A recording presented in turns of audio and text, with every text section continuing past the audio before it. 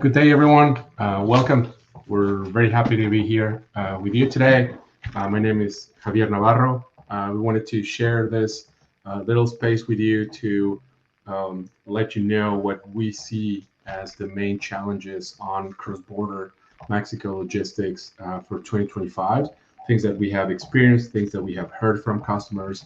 My friend Mauricio here and I do this on a daily basis, and we've been doing this for many years. So we hear what's out there in the market. We hear what some of the concerns are, and we think this is valuable for us to share what we see for next year and what we see that it's a good strategy for companies like you that join us today to put in practice.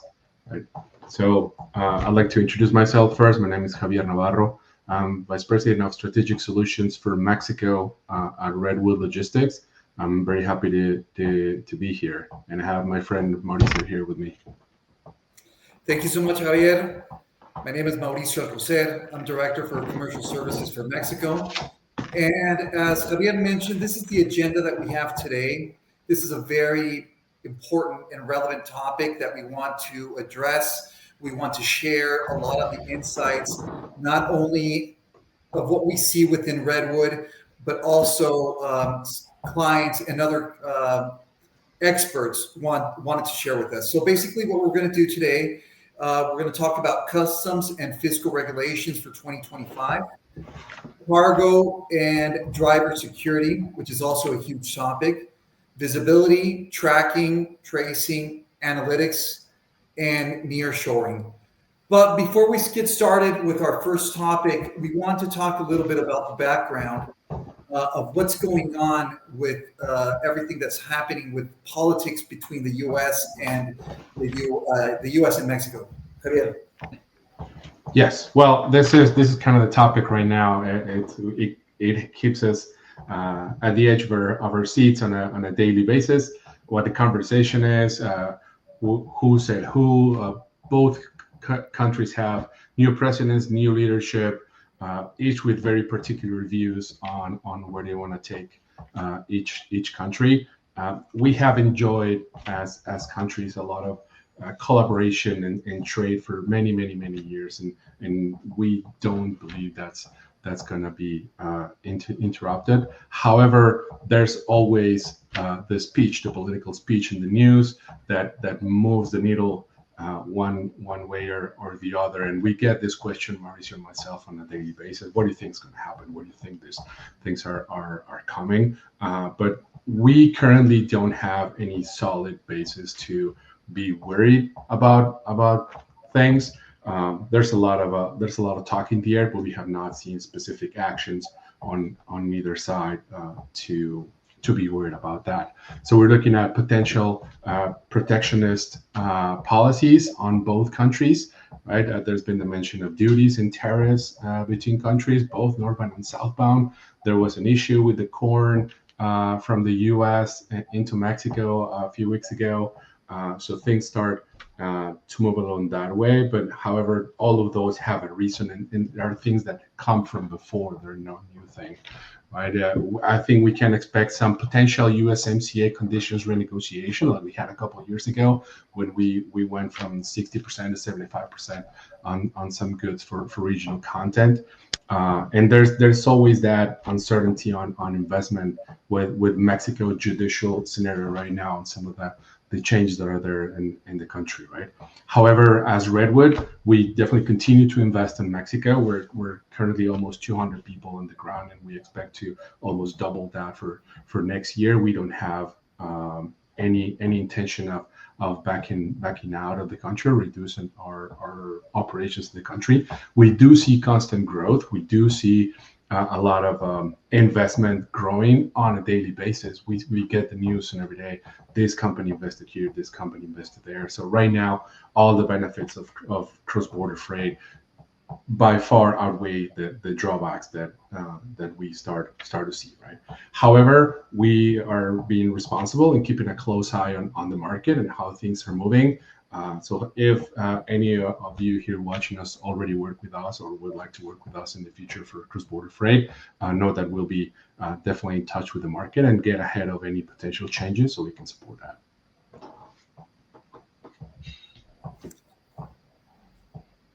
And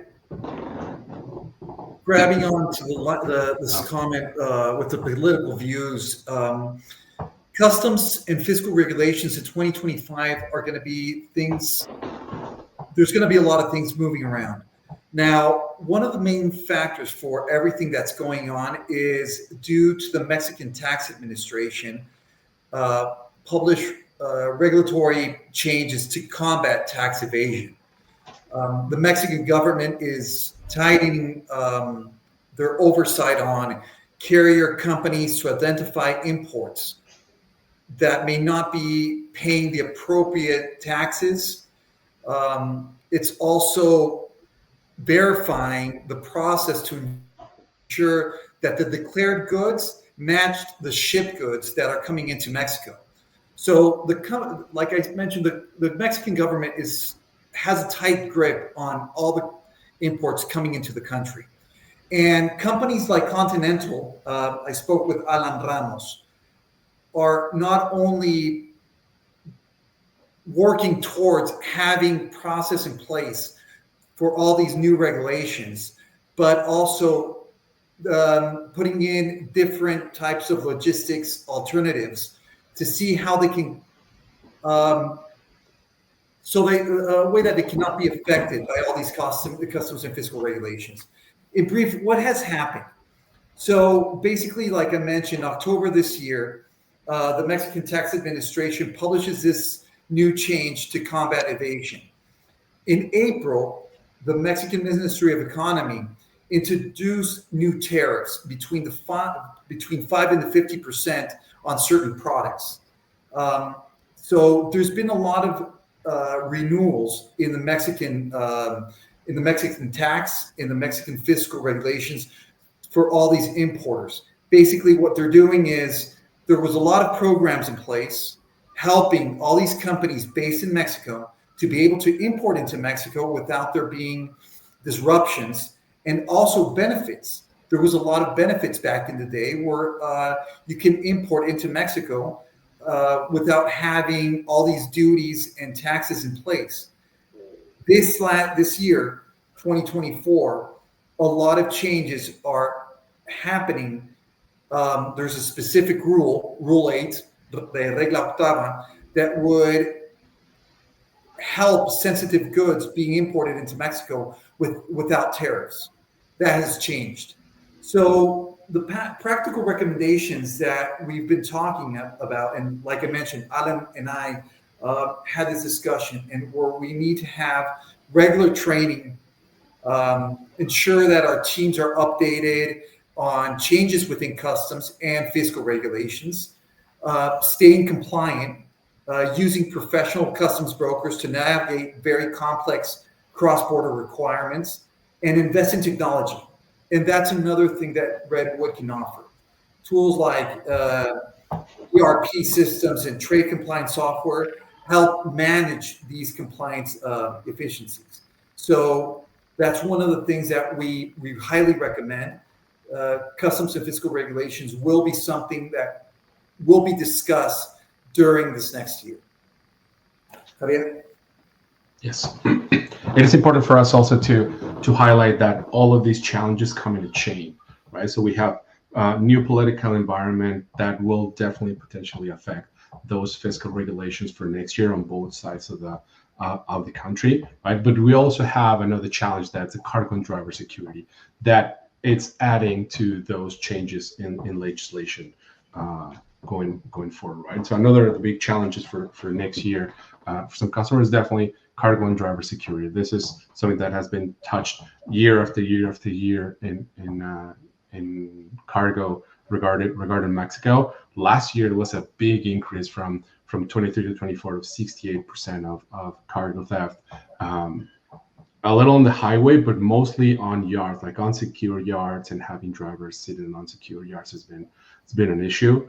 many companies, many manufacturing facilities in Mexico, especially those that were established, I'm going to say 20 years ago, 25 years ago, a little behind that, are well within the limits of cities, and that limits the amount of space that they have when they need to load and unload. We have several customers in that situation. So companies like Redwood need to find strategies on drop and hook scenarios and quick positioning and movements in the yard, so we can avoid that, because that definitely is an issue. We heard that from customers, right? Some of the main products that have been in theft, definitely food and beverage comes first, right? Aftermarket auto parts, it's very hot. Tires, aluminum. So companies moving aluminum parts for vases, for cans. It's also very subject to that. Mostly increases that happened last year. Estado de Mexico, it's always on the first or second place. At a year, Puebla and San Luis Potosí had big increases from last year. The government has taken action with a plan called the Balam strategy, which is a plan to increase and reinforce the security on the highways. They added a lot of more patrolling units. They added more elements from the Guardia Nacional to continue patrolling the highways. That has actually led through this year to, specifically for highway robbery, a decrease in almost 9% in events, but also an increase of 25% of recovering stolen vehicles, right? Maybe the cargo is gone, but the stolen vehicles are there. The drivers were unharmed. All of those were definitely improvements, and the Mexican government continues to take actions on that. As a company, what can you what we recommend you? Use mainly trusted partners. Use your CTPAT certified carriers, known logistics companies that are reputable, that have done this, that have experience, that know how to maneuver and do business in Mexico. From the U.S., it's many times a very distant point of view, the way businesses is carried on in Mexico, and the times and geography. So that's important for us to put out with our customers. Important to work on route design and scheduling. Use toll highways. Don't go at night. Schedule that. I know there's always issues with production and things come out late, and there's always availability, but whenever possible, good scheduling is always important. Also, we always try to push for cargo insurance with customers whenever needed. It's definitely something that's it's rarely offered by a transportation or logistics company. However, there are many options that companies can do that.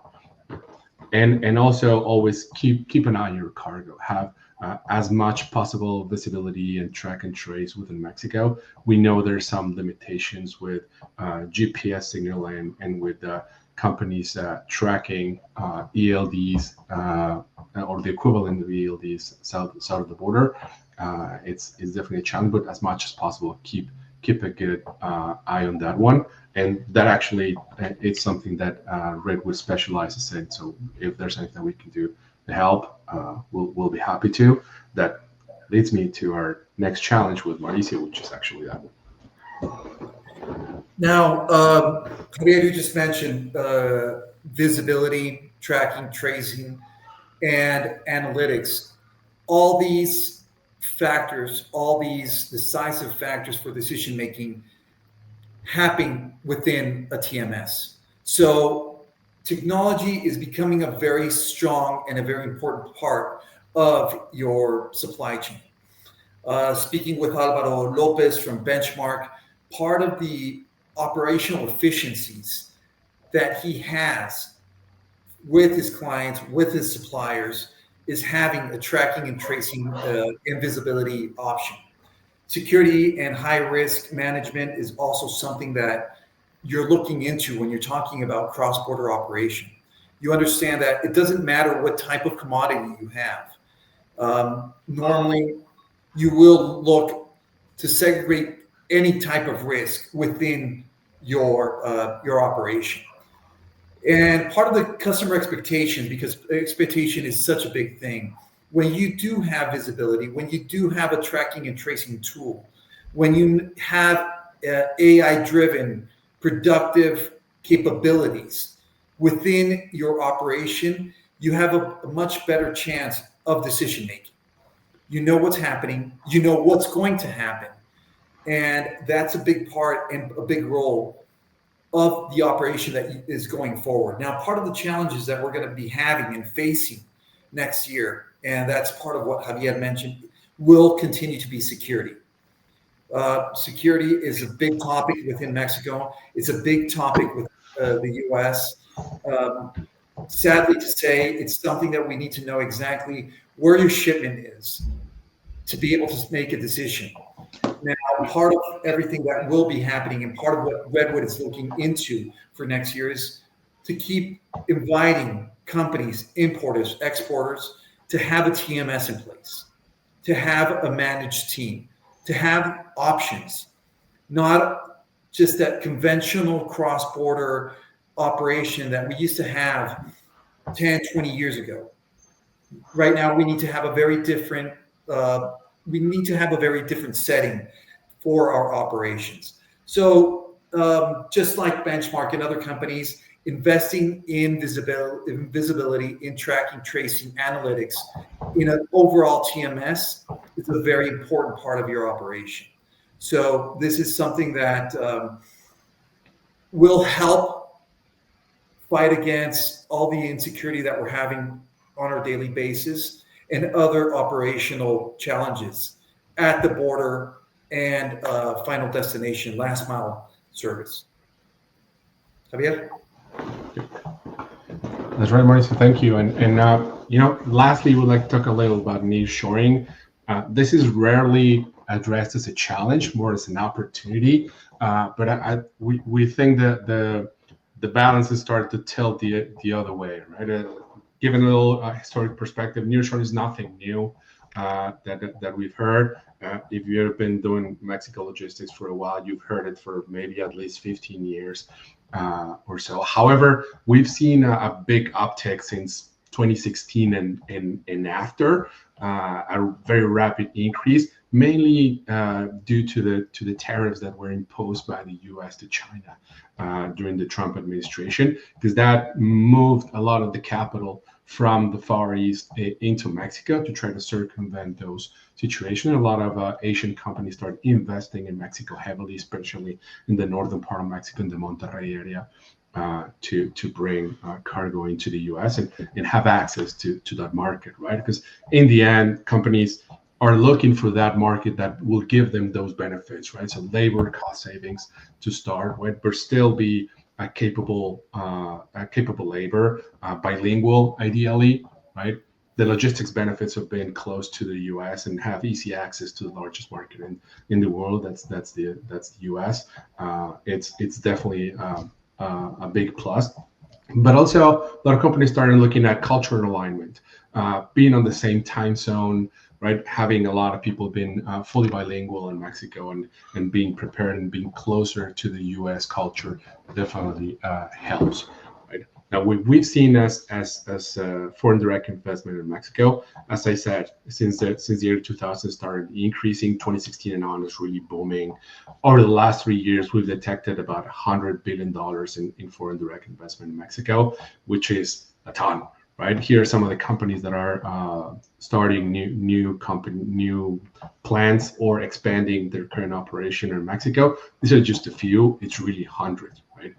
What we want to share with you today is that the opportunity to solidify that is today. It's now. 2025 and on, the market will start to get tight, because those investments that had happened at least for the last 3 years, those $100 billion, will start solidifying now with the new plan that's currently starting operations. We have several customers that have greenfields finishing this year and starting trial shipments Q1 next year. That would only add to the already restrained capacity that we have for the northbound freight in Mexico. If you move cargo out of Mexico, it's many times an issue to find available equipment, to move out of Mexico, at least if you want a direct freight and you don't want to transload. So the market will get tight. It's a good time to sit down with your logistics provider. If you work with us, sit down with us. If you wish to work with Redwood so we can help you, we'll be happy to. And start planning a good strategy for you next year. Start locking that sourcing so you can have capacity issues going forward. And Javier, we just want to share some incredible news. Redwood has been named a representative vendor in 2024 for Gartner Market Guide for 4PLs. This is the second year in a row. This is an astounding accomplishment, and that will leverage whatever opportunity you have if you come to Redwood and talk with us. And we're thrilled about innovative solutions, about Redwood Connect platform, which we would like to talk to you about. We're setting the pace, and that's something that we want to share. That's something that we'd like to talk with our clients. We'd like to talk with our prospects. Cross-border opportunities will continue to happen, and they will continue to grow. And having a platform in place is something that definitely will leverage. So I want to thank you again for sharing these minutes with us during this last year of the month. I hope everybody has a great holiday. You have our information. Feel free to send us an email, talk to us about your cross-border challenges, anything that you have going for 2025. It would be great to talk with you, visit you, and overall just know what your problems and your challenges will be. Javier? Thank you. Thank you, everyone, for joining us. Thank you, Mauricio. That is actually great news. Gartner has been very close to the growth of Redwood for the last few years, and we're very happy to be named that, because it's definitely we're definitely a company that take care of more than just freight. So reach out to us. All of these challenges that you saw here and that were named here, we're already tackling those with our customers next year. So if any of this it's an issue for you, or you're worried about any of these issues for next year, give us a call, send us an email. All our information is on the screen. And thank you for joining us again. Thank you all. Have a good.